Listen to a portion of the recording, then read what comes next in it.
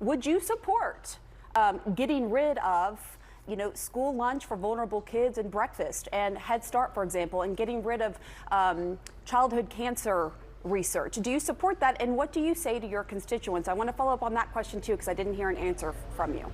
Sure. So I'm an ER doc.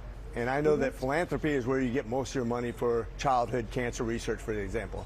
And it's not just you look at what the president just proposed, a $500 billion spending bill on AI to produce cancer early detection in the first stage on most body parts. That's his spending bill where he wants to increase cancer research.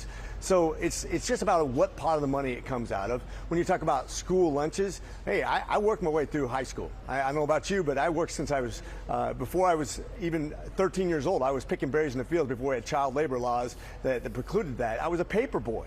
And when I was in high school, I worked my entire way through. You're telling me that kids who stay at home instead of going to work at Burger King, McDonald's during the summer, should stay at home and get their free lunch instead of going to work? I think we need to have a top-down review. I think you're painting a lot of these kids with a broad brush. I would say that's not necessarily a fair assessment of all of the kids. So you would say all the kids in your district who use the free lunch, for example, or breakfast, they're all just sitting at home and not working.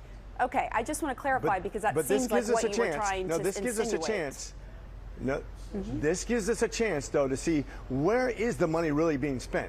Who can actually go and actually produce their own income? Who can actually go out there and do something that makes them have value and work skills for the future? I mean, how many people got their start in fast food restaurants when they were kids versus just giving a blanket rule that gives all kids lunches in high school who are capable of going out and actually getting a job and doing something that makes them have value, thinking about their future instead of thinking about how they're going to sponge out the government when they don't need to.